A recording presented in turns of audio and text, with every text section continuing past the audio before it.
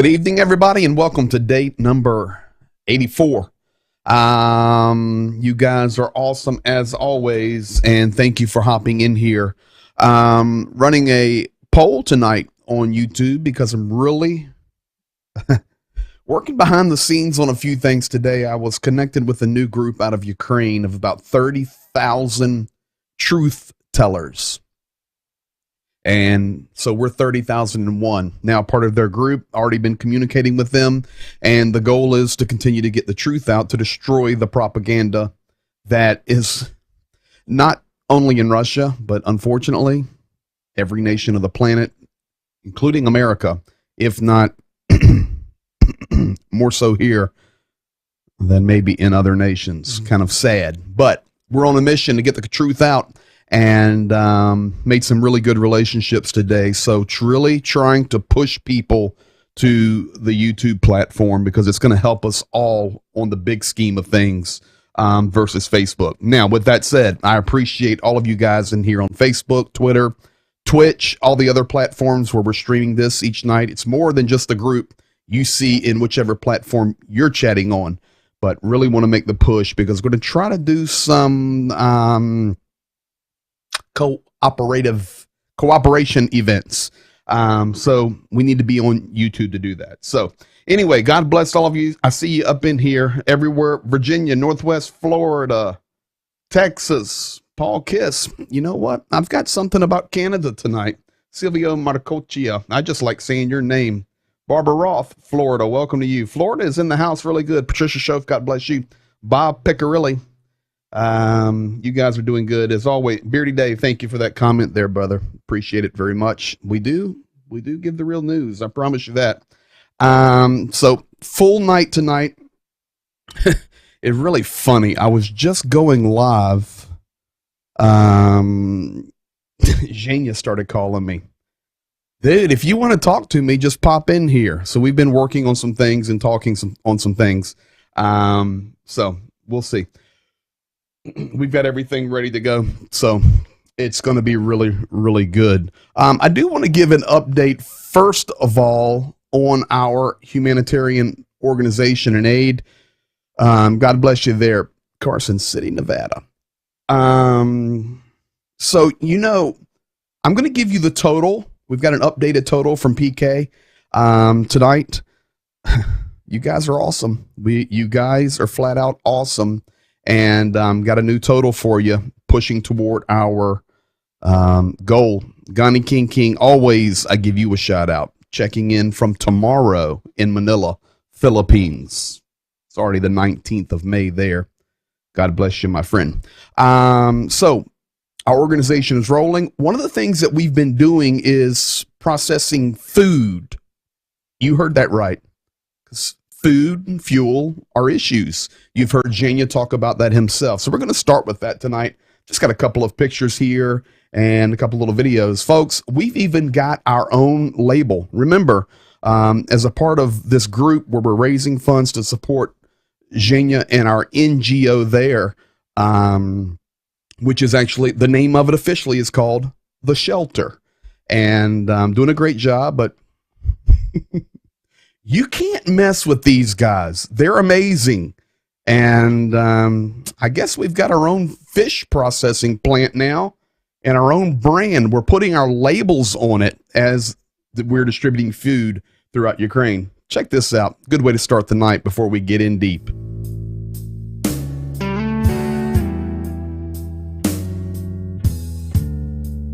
This is our to-do list every day. Think about that. Here comes the carp. No.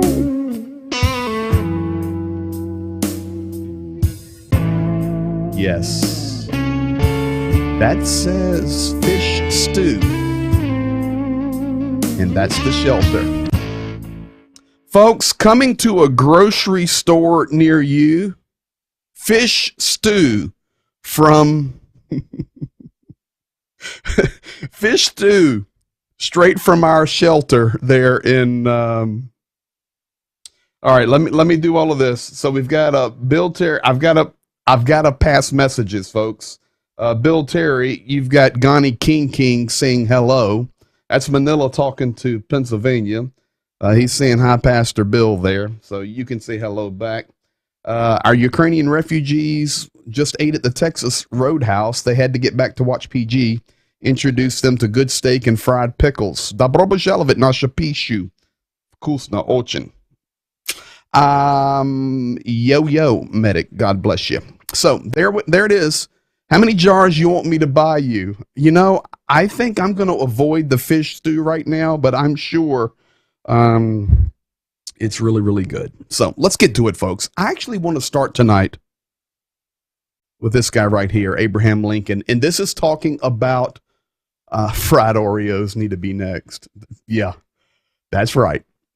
Abraham Lincoln once asked an audience how many legs a dog has if you count the tail as a leg. It's a true story. Abraham Lincoln once asked an audience how many legs a dog has if you count the tail as a leg. When the audience answered 5, Lincoln told them the answer was 4. The fact that you called the tail a leg did not make it a leg. And folks, that's what we're dealing with here, not only in America and around the world, but specifically with this war. We just call things goofy. And, well, if you call the tail a leg, it's a leg, and all of this jazz. Abraham Lincoln was dealing with this in the 1860s. No, it's got 4 legs and a tail, no matter what you call the tail. And this is the way we're looking at the propaganda, the media assault. In fact, some of the things I'm going to share with you guys tonight is going to blow you away. Malcolm Bills, good morning from the UK. Good morning to you, and welcome to the morning update there in the United Kingdom. God bless you, and Boris Johnson. So, folks, check this out. Let me go here next. Y'all aren't going to believe this. So, one of the magazines that I keep a check on is actually Forbes. And check this out from, you see the article on the left was written February the 12th. That would have been 12 days prior to Russia invading Ukraine, phase 2 of the war. And the article was, will Russia invade Ukraine? Now, 3 months later, Forbes has written another article dated May 16th, 2022.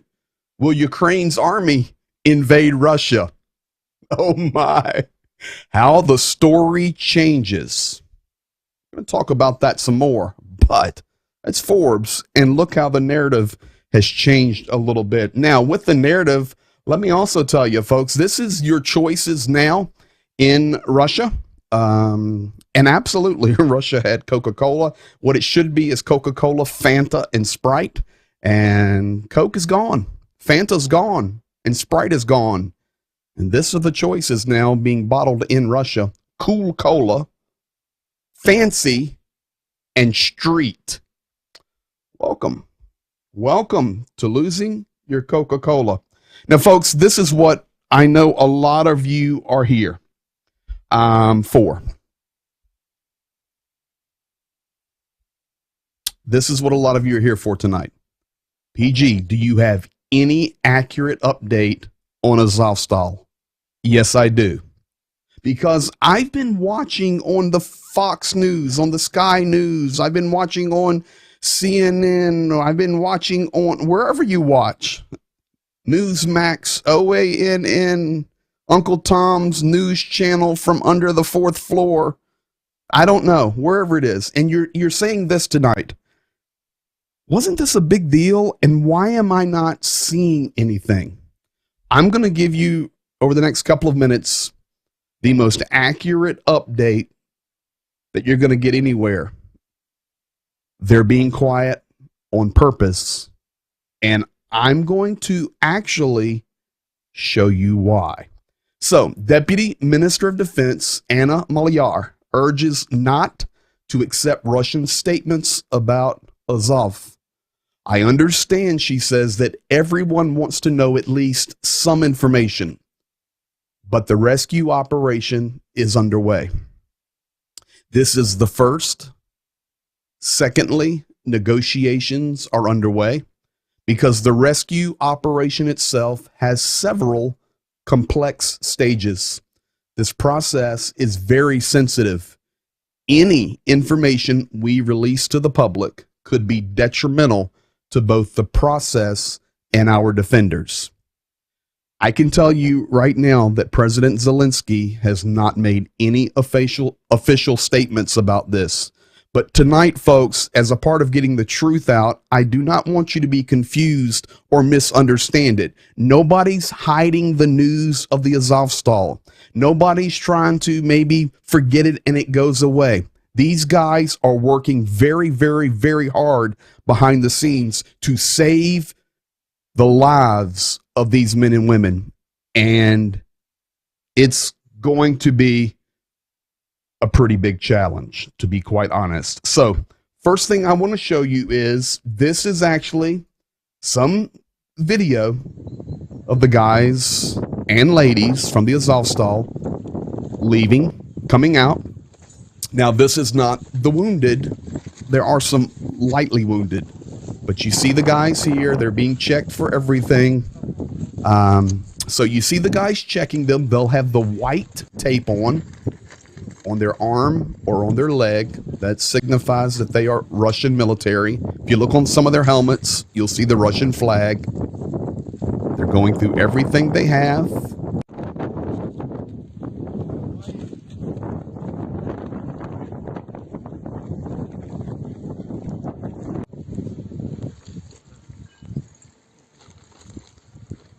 I'm going to tell you, this is about the last footage that we have of some of the Azovstal defenders, whether it's the 36, whether it is the Azov or the National Guard, or even others, probably some civilians still sprinkled in. Yes, they put some on ambulances. They loaded others on buses.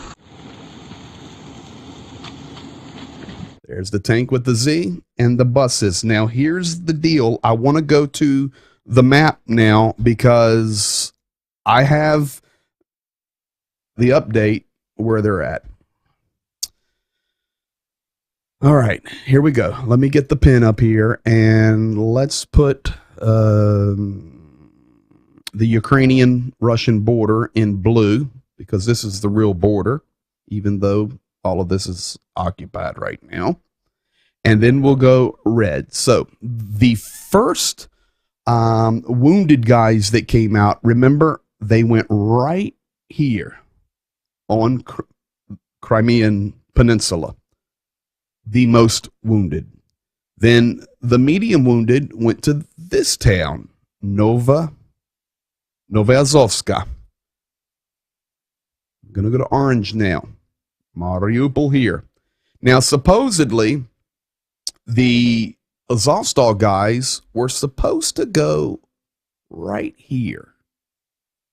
And that was the information reported, that the surrendered troops, or the troops that were ordered to stand down so we could try to save your lives, were taken to this region of the Donetsk Oblast.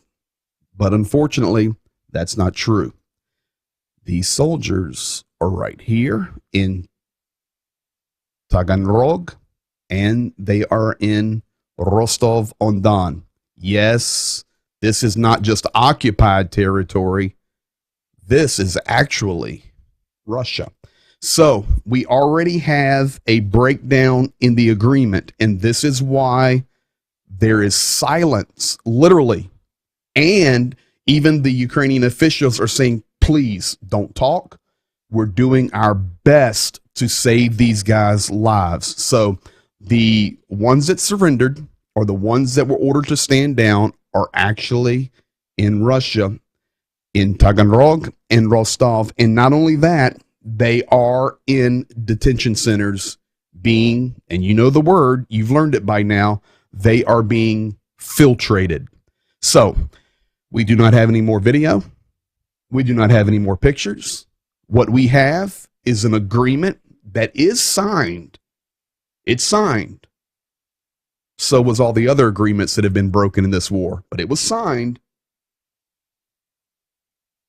on the process to get these guys back to Ukrainian territory and saved, prisoner of war exchanges, the whole 9 yards. But it was not a part of the plan for these guys to go to Russia. Now, why is Zelensky so quiet? Why is the government coming out and saying, please, please, please, please, please, keep it quiet right now. We're working. I'm going to share with you now why. This is the reason for the silence. Немножко эмоциональный вопрос, хотя вы опытные военные, тут, конечно, не до эмоций. Но Волыну с Прокопенко ждете на выход? Палец на курке не дрогнет, когда он будет проходить один, второй мимо ваших подразделений? Ну, мы официально демонстрируем ту позицию, которую от нас ждут, что мы гуманные, скажем так, и обладающие всеми приличествующими воинам света качествами. Но на самом деле у нас наша внутренняя установка несколько иная. Конечно, мы ждем этих товарищей, и, конечно, палец не дрогнет. Это безусловно. Спасибо вам большое. Бывает, видите, всякие случайности, споткнулся, мало ли, самострел. Министерство обороны гарантирует всем сдавшимся в плен жизнь. Спасибо вам огромное. Now, maybe that went too quick. Now you've watched it, and I'm going to play it one more time because it's only like 30 seconds. So what you have is the media shows in Moscow. They're talking to a soldier who has a responsibility for the soldiers that they have taken from the Azovstal. And you see him, well, our trigger fingers aren't itchy, but they may fall down. Then that propagandist that we know so well reminds them, hey, we have an agreement here. So now that's the story. With that context, just watch it one more time. And this is the reason for the silence. These guys could be killed in a New York minute. And they're trying their best to salvage everything that they can. Вопрос, хотя вы опытные военные, тут, конечно, не до эмоций. Но Волыну с Прокопенко ждете на выход? Палец на курке не дрогнет, когда он будет проходить один, второй мимо ваших подразделений?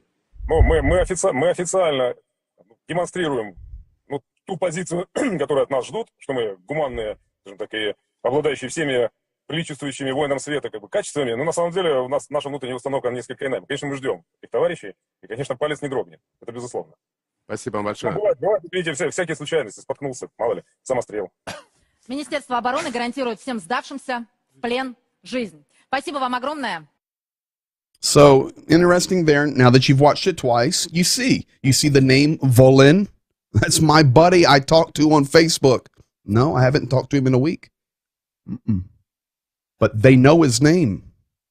They know the other guys' names. It's personal. I saw the question in there from Ricochet. What about the others that are still there, possibly? Do we have any word on them? And the answer to that is no, sir. No word on that. So this is the reason why right now Ukraine's going very slow and extremely quiet. Just remember this. Being quiet is not a sign of weakness.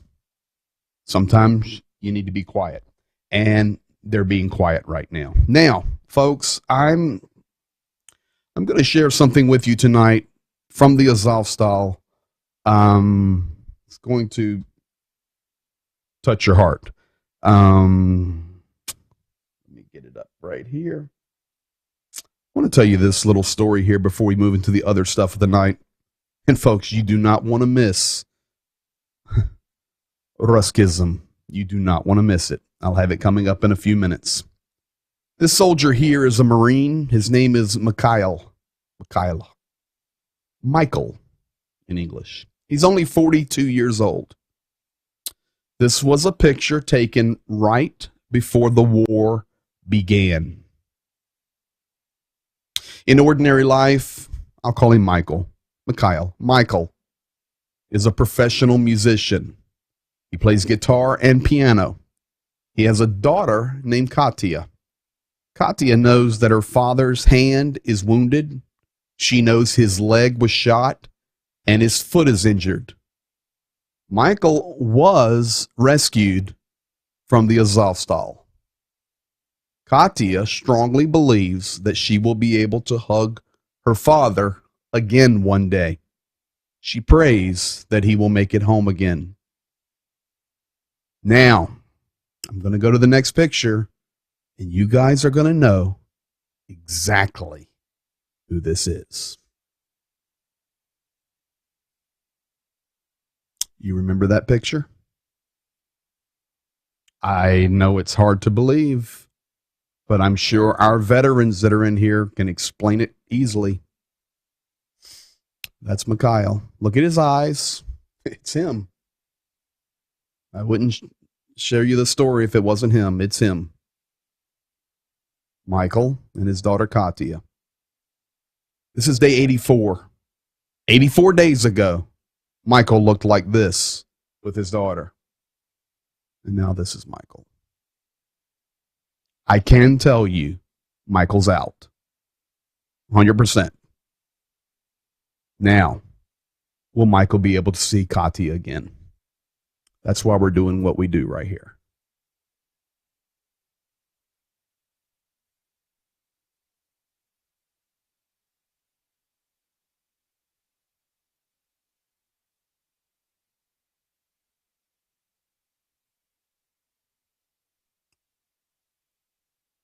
Mariupol. More information is coming out every day. Now that it's clearing up, it's fallen. It's over. Mariupol is officially fallen. And it gets worse. But those are graves, folks. You see the sand there. It's in sand. It's Mariupol. And they're discovering more and more graves dug like this. People have been burying them for days and days and days. They're discovering mass graves. There's no telling the truth of Mariupol. This is Putin's puppet, the leader of Mariupol now. His name is Denis Pushilin. This is what's going to happen now. Azovstal is a unique enterprise that employs 10,000 people and generates billions of dollars in foreign exchange earnings and taxes. Destruction of an object of such value shows that the occupiers, Russian forces, are not interested and do not plan to restore the region, Mariupol region, the city, the infrastructure. The only reason of the seizure of this town is a transport corridor to Crimea. That's a fact. What the occupiers are actually afraid of, it is Ukraine. That is why they are destroying our Ukrainian industrial potential. And most importantly, they are trying to erase the symbols of freedom and resistance. But they have forgotten that these symbols are not immaterial things. The Azovstal plant has already become such a symbol for the whole world. So you're sitting there tonight and go, okay, so what are you talking about the Azovstal? It came out today that the Russian Federation, which now controls Mariupol, is going to level the Azovstal to the ground. You say, well, it's already been shelled and bombed for months. It has been, and it's destroyed. It could be rebuilt, though. It could be salvaged. Lots of the equipment's under the ground. Some of it's been protected, even though it's destroyed. And then you also have the symbolic of the Azovstal standing once Ukraine wins this war quickly. But instead of that, they will, unless something changes, level it to the ground, bulldoze it over, and bury it. Sad. The other thing is, today it came out, and I'm not showing this video because it was quite long, but it came out today that now, we've got to strut like a peacock. The peacock that was talking when Lavrov was talking. We've got to strut like a peacock because we have won Mariupol. It's over. It's ours. A very large city. We now conquer. And today it came out in Russian media everywhere that Vladimir Putin was going to present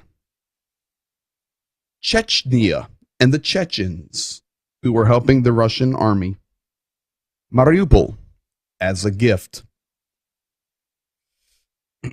No joke. Now, folks, many, many times over 84 days, we have talked about this being a holy war.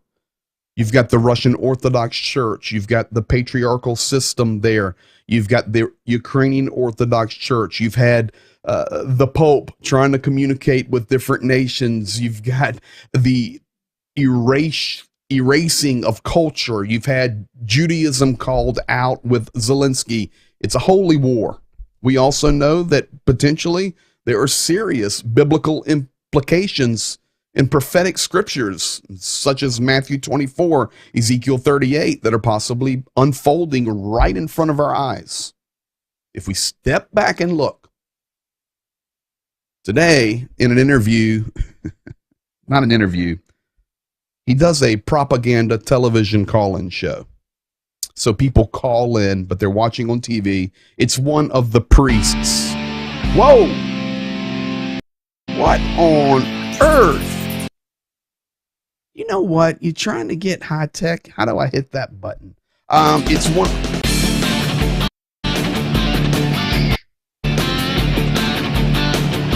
What are you doing? What? Oh my gosh.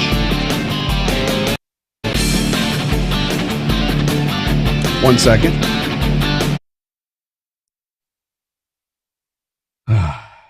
Okay, so let me explain that to you. I guess it's the will of God. Ladies and gentlemen, what you are about to witness is not only exciting.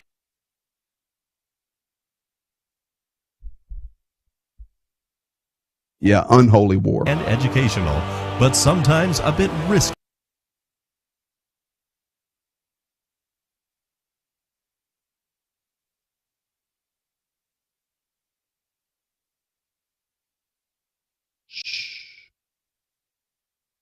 Okay. I think it's soft now. That was crazy. And it's right when I'm talking about. Okay, folks, I'm not doing this.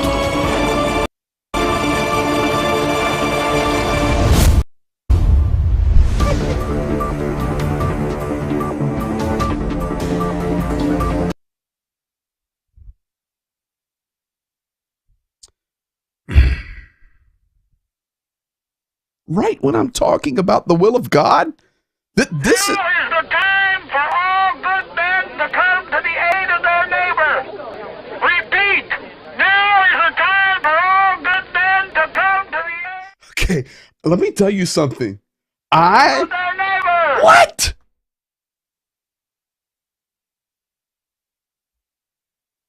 Okay, everybody hang on.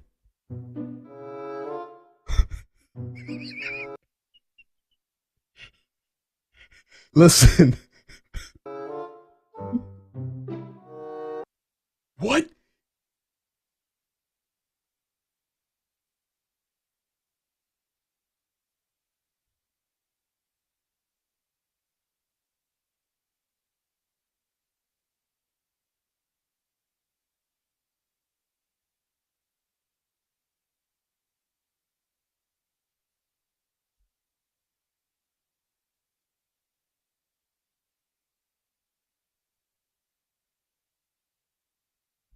Fixed. I have no idea. Yeah, say Matthew 24. Okay, folks, this is why Stephen Haywood, I have no idea what just happened, but I think I've overrode everything that could possibly do that. Friday fun night. Yeah, now it's Wednesday night, and I'm trying to talk to you about the will of God. Unbelievable. So here we have it, folks. I think we're back, and I think we're good. Talking about the will of God. Somebody spilled something on the switcher. No, I did not. I didn't spill anything on the switcher, but that was goofy. All right. The will of God, holy war, unholy war. I've got this translated for you. This is a priest in Moscow who does a call-in show. He's very, very, very famous. Zhenya sent this to me a little while ago. We've got it translated. And it's ready to go. You're not going to believe this. Here we go. Убивать людей можно и нужно. Об этом заявил протоиерей Всеволод Чаплин. Такое видение православия он выразил в интервью радиостанции «Эхо Москвы». В частности, Чаплин заявил, что массовые убийства прямо санкционированы Богом. А что в конце концов плохого в уничтожении некоторой части внутренних врагов. Уничтожение людей в этом плохое. А что в этом плохого? Что в этом плохого? Конечно. Нельзя убивать людей. Конечно, физическом. Почему? Некоторых убивать можно и нужно совершенно точно. Некоторых. У нас отмена смертной казни, он напомнил в стране. Не факт, что это было правильное решение. Так вот, смотрите, даже Бог, если мы читаем Ветхий Завет, если мы читаем Апокалипсис, то есть Новый Завет, прямо санкционировал и санкционирует в будущем уничтожение большого количества людей для назидания остальных. Не как наказание, не как месть, а для назидания остальных. Для назидания обществ иногда необходимо уничтожить некоторое количество тех, кто достоин уничтожения. А кто решает, да, кто достоин уничтожения? Если хотите, воля Божия и воля народа, с которой должна совпасть воля власти. Folks, I don't make this stuff up for you, and I'm sorry we had to go through a 3-minute goofy situation to get there. Yes, I will be calling Stephen 10 o'clock to figure it out. But the will of God, you see it for yourself. This is what's pumped every day. Holy war, unholy war. It's definitely a player. Lugansk region, and I will show you this actually on the map. The Lugansk region, now check this out, folks. The Lugansk region is this region right there. That entire region left without electricity. The last large substation was de-energized, said the head of Lugansk OVA, which is their like electrical grid manager, Sergei Gaidai. So, yes, millions of people right here, no power. The other place I want to draw your attention to tonight is right here. And we know that area as the city of Energodar, where the largest nuclear power plant in Europe is now completely under Russian control and sending electricity back, of course, to Russia. And the company that has taken it over, of course, is owned by Vladimir Putin. But Zaporozhye NPP works for Russia, nuclear power plant, works for Russia, but it is ready to supply electricity to Ukraine for a fee, the Russian foreign minister confirmed. Now, while I'm on this map, in fact, you can see a picture of that huge nuclear power plant there. While I'm on this map, I want to give you guys an update on what has happened militarily today. And I've got my updated list right here, right from the last minute before I went on. Lviv and the infrastructure's there, hit again. And you say, well, what's being hit in Lviv? What's being hit in Lviv is what we've talked about, where Western arms are coming in from Europe through Poland. Not only that, training centers are there. And folks, I'm just going to go ahead and tell you, there are plenty of Americans, there are plenty of Polish, there are plenty of NATO. They're there and they're training, they're doing medical work, they're doing military training in these centers, and it's just right inside the border of Ukraine, and that is being struck. I can also tell you tonight, Vinnytsia was hit. Sumy, once again, and Chernigiv are continually being shelled. There's definitely action coming back into the north for some reason. Kyiv was hit. Mykolaiv was hit. Kharkiv hit. Dnipro hit. And Odessa hit. Now, the interesting thing about Odessa right there is this. The Russian media came on today and told Ukraine where they're going to hit tomorrow. I'm not joking. I just don't have time to translate everything.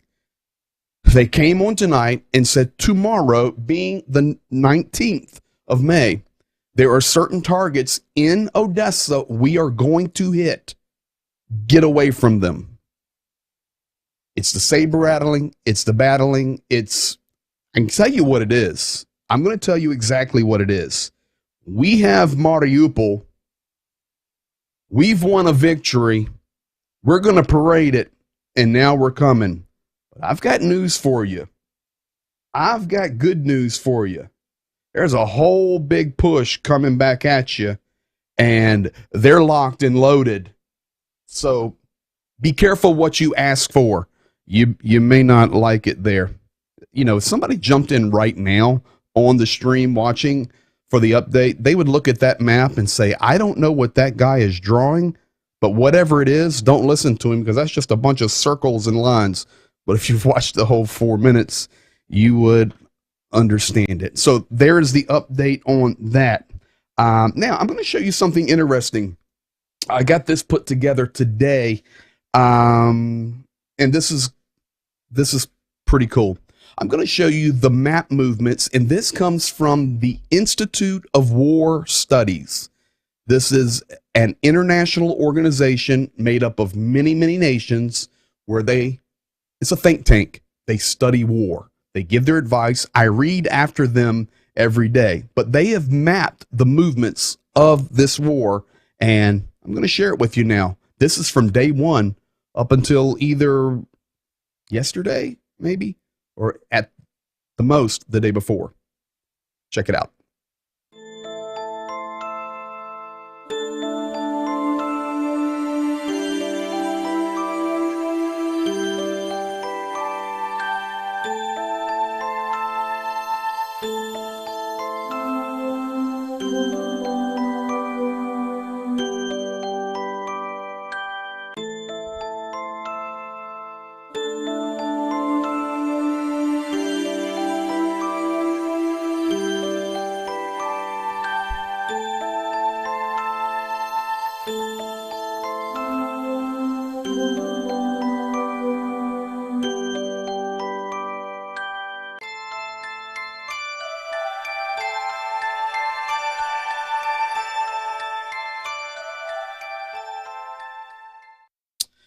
Pretty cool view. I mean, it's what it is, but you can see the movements that have happened over at least 80 days of this war.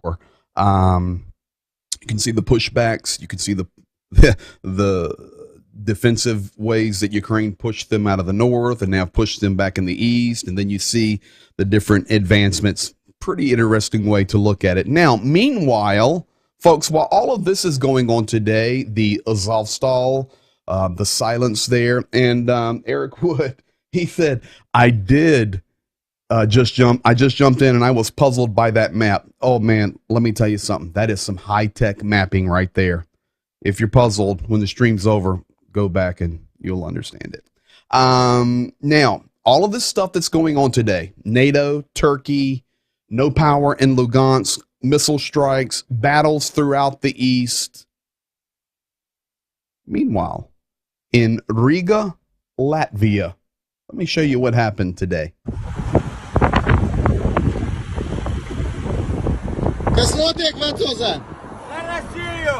Почему? Why are you supporting Russia? За Донбасс! За детей 8 лет! Мы сейчас в Риге.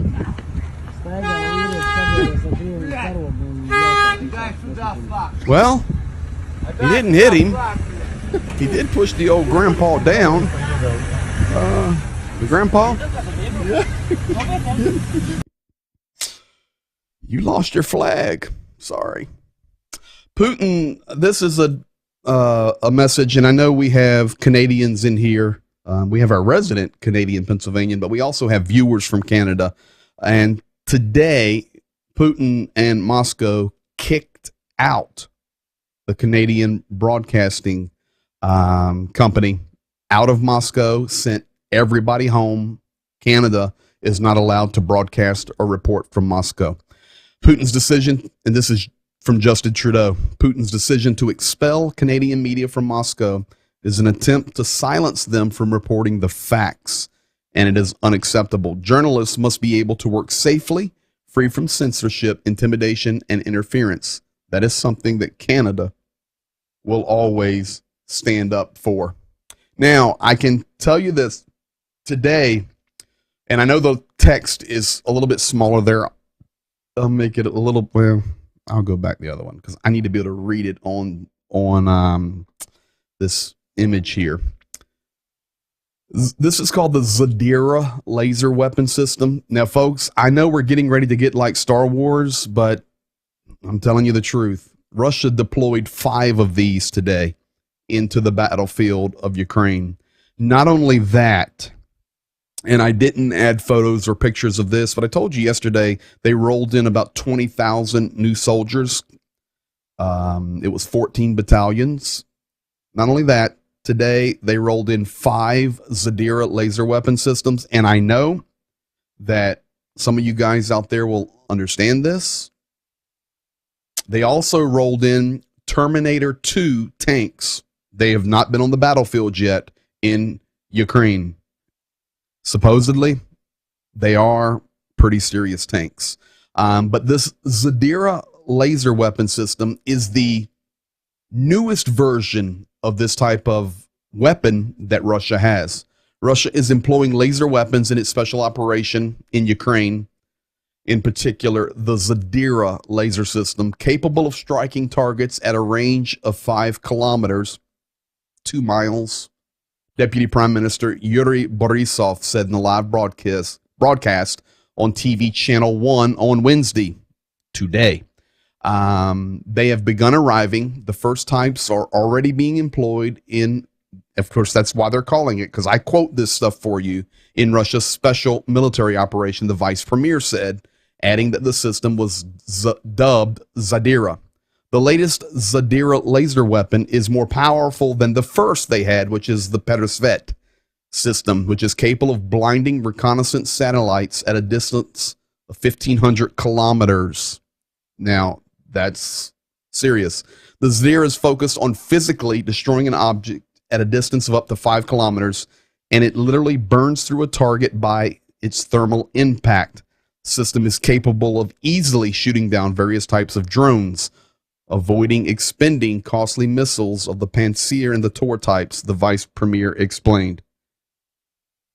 Well, we'll see. And I know you guys know more about technically those of you that are in the military, but they're stepping it up. There's a shift coming after Mariupol has officially fallen. Zhenya and I talked about this last night. I know the next couple of weeks are going to be very serious as to how this goes. And I know people are talking about this is going to go on for years and years, and it very well may, but I don't think so. I really don't. I don't think Putin wants to drag it that long, and I don't think he's going to last that long, to be honest with you. I'm not predicting anything, but something's going to shift, and we're seeing it now. We're seeing it from support from the West. We're seeing Russia rolling in new equipment. I do not know what's going to happen, but it's going to get, I think it's going to get cranked up versus cranking down. Ambassadors of Finland and Sweden handed over to the NATO Secretary General applications for membership of their countries in the alliance today. I'll just show you 20 seconds or so of that. This is what happened. They made their official little thing. On the left, we have Finland. On the right, we have Sweden. In the middle is Stoltenberg.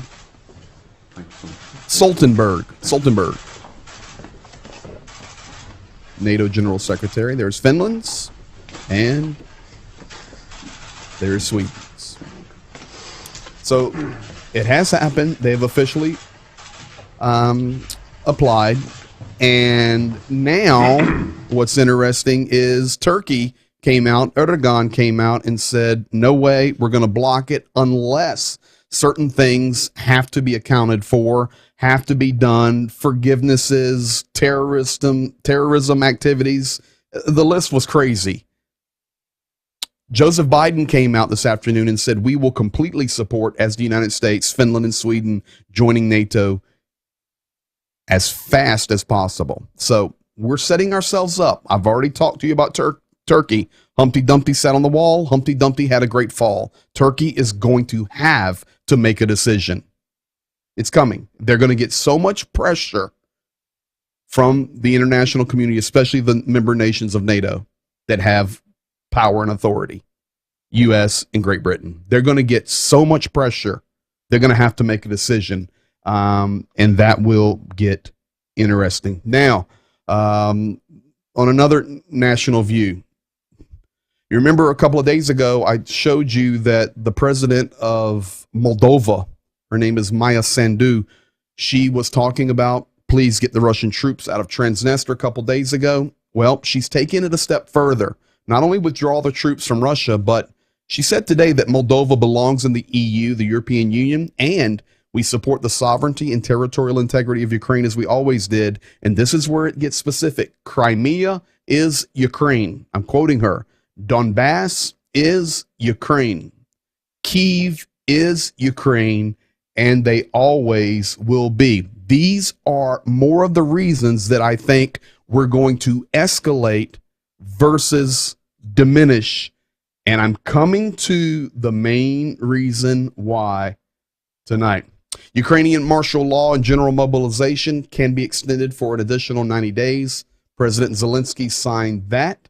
And the reason it says can be, because if they win the war in 5 days, he would immediately, cancel the martial law.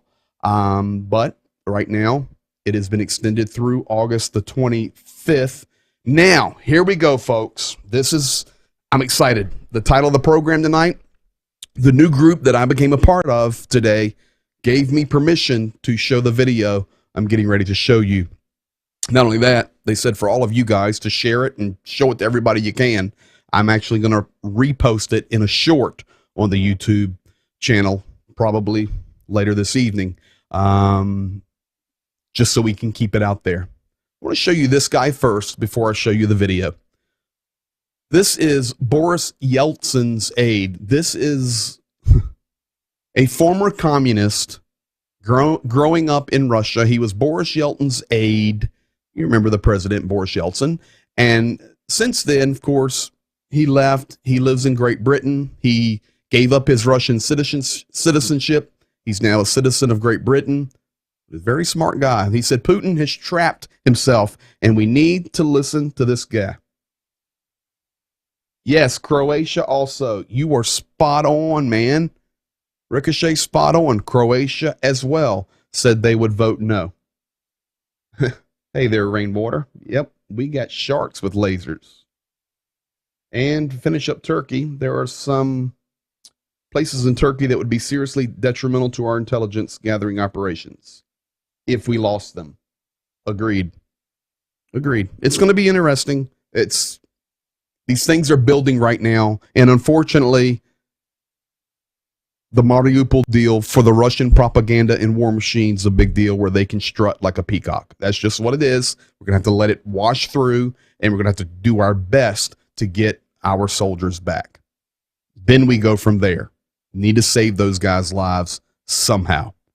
23 hours from now, I'll have an entirely new update for you. Hopefully, President Zelensky will have said something, and we've exchanged and got our guys back. I don't know. We'll see. But you're going to get the backstory now, folks. So this guy right here says Putin has trapped himself. Yeltsin's aide tells why. This is exactly what I believe. Why the Russian army can't leave Ukraine and will not stop the destruction. I agree 100%. Putin has fallen into the trap of all the myths and fallacies about military power. These things are the foundation of his legitimacy and are the main ideological basis of the Russian state. The fact is that today, Russia is the aggressor and exiled from the world. It's, quote, legendary, and I've shared this with you over the days. They are called in Europe and in Ukraine and Russia, the second army of the world. Of course, after the United States, that's what they're called. He said it's legendary. Second army of the world has turned out to be a barbaric and disgraced gang of war criminals and looters, said Alexander Temerko, Russia's aide to defense under President Boris Yeltsin. So, folks, here it is. Let me advance one more thing here. This was the title for tonight, Day 84, War in Ukraine. What is, you'll hear this guy say Ruscism. I would say Ruscism. It's more accurate, but either way you want to say it, it's like saying you call it Moscow, but it's actually, if you want to say it correctly, it's Moscow. And it's not Kiev, it's Kyiv. It's not Kharkiv, it's Kharkiv. Here, it's actually Ruscism. What is Ruscism? This, folks, is what I was asked, got a hold of this, and sharing it. This is where we're going to close out tonight. Buckle your seatbelts, grab your coffee, and get ready. Ruscism, the darkest idea of the 21st century, which has become the driving force for the Russian president, the Russian army, and the Russian people. What is Ruscism, and how did it emerge? How did the world miss its birth and help it evolve? The word first appeared in 2014.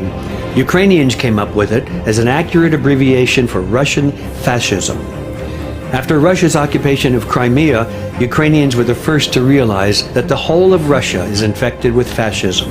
But the world wasn't ready to believe it. The war Putin started in Europe in 2022 proves that Ruscism has totally won in Russia, and now it's threatening the world. Ruscism, in a one-party system without real elections. It means a cult of personality of Putin, who has ruled for more than 20 years. It's the idea that Russian people are somehow divine, and so have exclusivity over other nations. It means denial of the right of existence for Ukrainians, and these ideas are propagated in the media and in churches throughout Russia. Ruscism is militarization and expansion. Russians support the invasion of Ukraine and threaten the world with nuclear weapons. Ruscism is the domination of the crowd and elimination of any importance of minorities. It means mass gatherings around new totalitarian rituals and symbols. How did Russia become like this? Why didn't the free world see Russia's growing fascism over the last decade? Ruscism is a revanchist ideology. During the Soviet Union, Russians thought of the USSR as their empire, like in the days of the imperial czars. They felt this disintegration was a huge defeat by their enemies, the West, and it had to be avenged. During the economic decline of the 90s, memories of the imperial past kept Russians proud. Populists explained poverty and lack of achievements as attacks by a conspiracy of superpowers in the West. All this while the West believed Russia was reforming, becoming liberal, building a market economy. It even forced Ukraine to give its nuclear weapons to Russia under security guarantees that were later ignored. Vladimir Putin came to power under revanchist slogans and started the Second Chechen War. But the West wanted to see him as a young liberal leader of democratic Russia. It didn't see the genocide of the Chechen people by Russia's army, and it ignored the hybrid wars supported by Russia in Moldova and Azerbaijan. The free world thought that doing business with Russia was the best way to prevent a resurgence of its instinctive authoritarianism. They thought that a wealthy society meant a democratic society. But Putin used billions of dollars from oil and gas revenues to strengthen special services, rearm his army, and establish control over the media, and then instigate propagandist mass culture, including co-opting Victory Day, May 9th, Russia's main holiday filled with military parades. That day, celebrating the World War II victory, has been turned into a central uniting idea of Russian society. The popular motto in Russia today is "We can repeat it," meant now as a threat to the West, their perceived enemy. Putin encouraged Russians' dreams of restoring the old Soviet borders, beginning with Ukraine. State propaganda declared that Ukrainians and Belarusians are all part of the Russian people. Those who supported Ukraine's independence and national statehood were named Nazis. And then came the invasion of Crimea in 2014, when Ukraine did not manage to ensure the withdrawal of Russia's Black Sea Fleet from its territory. Now, Russian media has been working on forming an image of the external enemy, NATO. The rapprochement of Ukraine and Georgia with the West was perceived as a life-threatening event for Russia. The West was pictured as immoral and weak, unlike spiritual Orthodox Russia. Russians were ecstatic when in 2008 their army invaded Georgia under an invented pretext. Western reaction was predictably sluggish. The Kremlin understood that Russians liked military force and the West would do nothing to impede it. That's why when Russia quickly occupied Crimea in 2014, the level of Putin's support broke records. Even liberal Russians and political opponents of the regime supported the occupation. They were ready to forgive everything to return the territories of the empire. One people, one empire, one leader, just like 300 years ago. After February's unprovoked invasion of Ukraine, the last dissenters left Russia. The rest of the Russian people are blinded with Ruscism and can't see it. These Russians support the war against Ukraine while ignoring the contradictory justifications. Russians are told they started war to prevent war. They deny the existence of Ukrainians as a people and think they should be eliminated. Russians think they're liberating Russian-speaking Ukrainians. When they see that Ukrainians are not happy about that, they accuse them of treason. The peak of absurdity is that Russists are convinced they are at war with Nazi fascists led by a Jewish president. And then according to that logic, countries which don't support Russia must also be fascists. Ruscism is turning into a global threat. The only country besides North Korea making direct nuclear weapons threats to the world is Russia. It seems Ruscism's fundamental ideology allows for the destruction of our entire planet if the world refuses to live by its rules. The world has been ignoring the threat of Ruscism for a long time. No longer can it be ignored. Ruscism is an enemy not only for independent Ukraine, it's an enemy for the whole of mankind and our strive for freedom. The free world will certainly win over Ruscism this time, but this evil will try to reemerge. Humanity must find a way to prevent Ruscism from taking root in future generations, or face even worse threats in the years to come. Russia and fascism must be stopped now.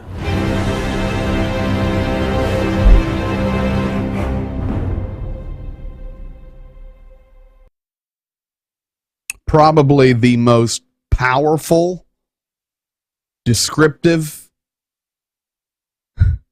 deeply thought out, cultural understanding, educated overview of what we've been trying to share for 84 days. It nailed it. I will be putting that video up also as a short. In fact, it is uploading right now to YouTube. And for those of you that have subscribed and you get the little notification when I pop a video up, share it. Share it on your Facebook page. Hit share on your Twitter, whatever. Tell your neighbor. That right there tells the truth. And it was spot on. I was so thankful. Found that today and hooked up with those guys. So that's really good. Folks, we're getting out of here tonight, but I've got some good news for you. How about this?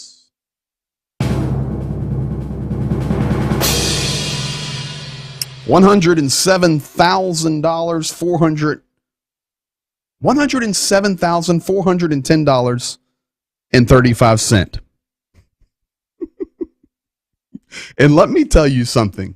If you don't think that is accurate to the penny, come on up here and look at the books. Western Pennsylvania.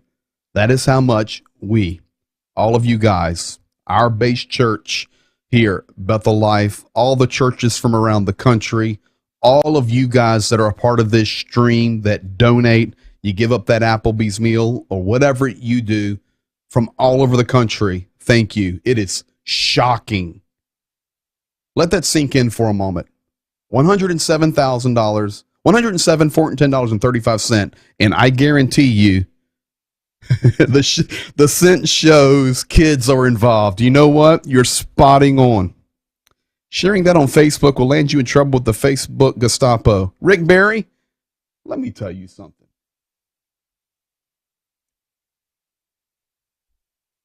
Hey, Soldier Barry, if the heat's too hot, get out of the kitchen. Let it roll, baby. You ought to see the hate I get. I love every minute of it. And what do we do? Now I will roll this one. Boop. No, I won't. Something has happened. Tomorrow. Anyway, folks, awesome. Amazing, amazing job we've done together. Thank you for that. Continue to pray. Stephen Haywood, call me like now. I've got some issues. Pray for Ukraine. Continue to give. www.blwc.org. And if you hold your mouth just right, you can get a bottle of fish stew too. Bless you guys. I hope to have more information on the Azovstal tomorrow night that's accurate. Promise you. We'll give you everything we got. Be blessed. See you in 23 hours. Good night. Oh my goodness. Okay, you know what?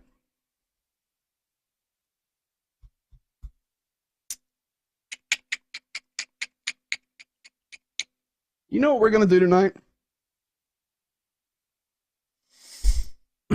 Stephen, call me. I'm losing it over here. I'm losing it. How about this one? I don't know where my outro video is. I don't know where anything's at. What's going on? All right, so all I've got for some outro tonight is 16 seconds of this because I need some hope. Boop.